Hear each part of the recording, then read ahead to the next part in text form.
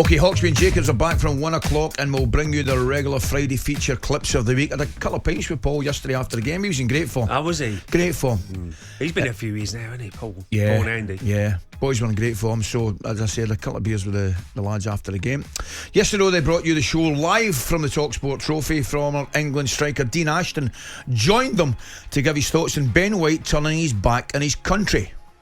I find it very difficult, very, very difficult, because I'd have done anything to have had that opportunity to play more for my country. But at the same time, there are parts of it that I understand, and having been in that inner circle, people don't want to hear it. But when you get there and you're right at the top level, and I saw it a bit with the under-21s, and I dare say I felt it once, where you know you're going to go, but you're not going to feature.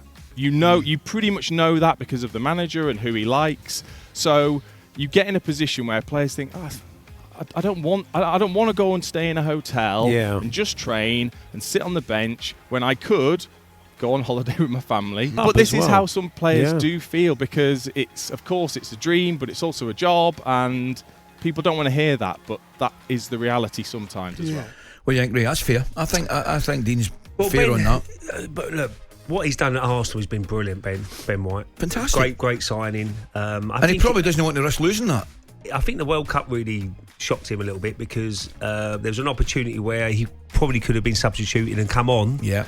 And I think Gareth went with Eric Dyer, who wasn't playing on a regular basis at Spurs at the time, and that really affected him, because he was playing brilliant. He can't play no better at that period. And he's probably, I'm sure Ben admitted himself, he's not the biggest lover of football, if I'm being honest. Not everybody does. Yeah. But what he's done at Arsenal is brilliant. Now, I went in loads of squads, but I didn't get a cap, but I just was there just in case I got my opportunity. And what he had to do, look, he's got three or four right backs in front of him, isn't he? I should imagine. Trippier, Trent Alexander, Reece James, if he's fit. So it's difficult. I know he can play in a three at the back as well, a centre half. But that's his decision. Not everybody likes people's decisions, and you've got to respect him for that. He's made that. And now he'll have to stand by it. It'd be really interesting to see what happens if Gareth did move on and the new manager come in. Would he say, look, I'm available now, I want to be in that squad? Because then there's a bit of friction between Gareth, Steve Holland, whoever it's behind the scenes. That would probably be a telltale sign. Yeah, that would be the telltale sign. talkSPORT Breakfast, waking you up Monday to Friday morning from 6 a.m.